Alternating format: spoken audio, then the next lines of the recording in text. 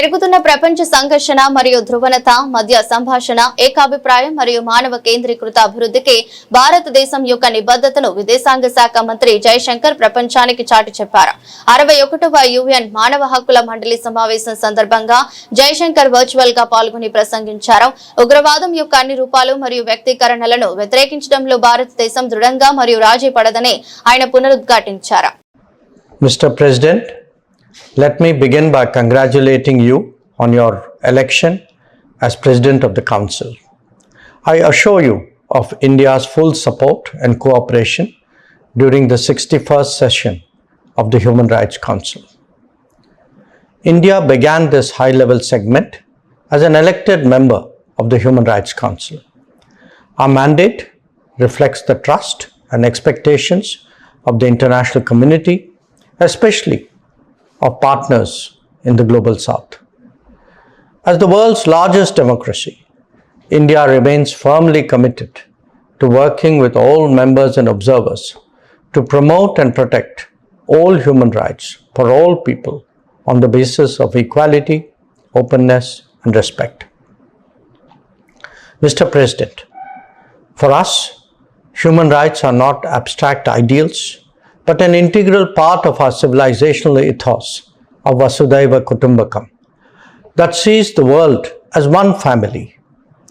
We firmly believe that the deliberations in this council must translate into tangible improvements in the daily lives of the most vulnerable, transcending statements and resolutions.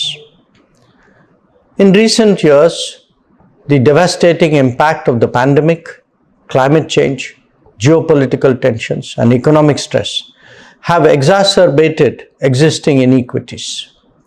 For many communities, these translate into lost years of schooling, pressures on food and fuel security, and mounting debt burdens. All these erode the promise of human rights and backsliding on the achievement of sustainable development goals.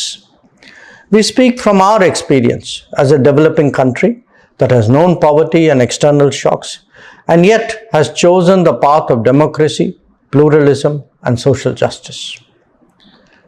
India has been investing in developing human capacities at an unprecedented scale.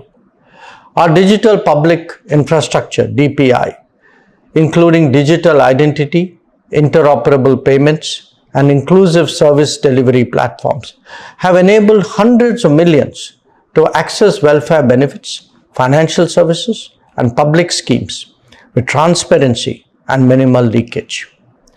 Our DPI experience has also been shared as a global public good with our partners, reaffirming that technology can and must be a force multiplier for human rights, not a new fault line.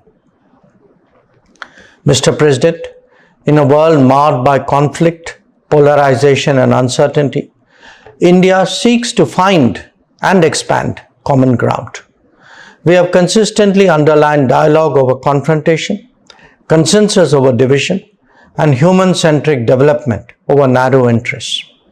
Our vision is rooted in the understanding that the insecurity of any region or the marginalization of any group eventually undermines the rights and well-being of all. India approaches this council with the conviction that human rights are best advanced through dialogue, capacity building, and genuine partnerships, and not by politicization, selectivity, or double standards. Over the years, India's humanitarian outreach has been guided by empathy rather than just geography.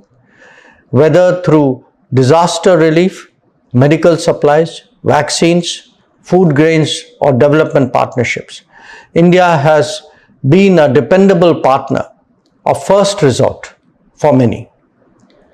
We remain firm and uncompromising, Mr. President, in our opposition to terrorism in all forms and manifestations as well.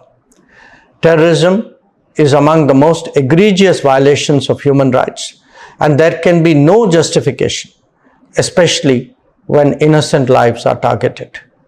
Confronting terrorism requires collective resolve, and we look at this Council and to the United Nations at large to advocate zero tolerance for terrorist acts. Mr. President, let me conclude by reiterating India's commitment, drawing on its own democratic experience, to contribute towards the promotion and protection of human rights for all. I thank you.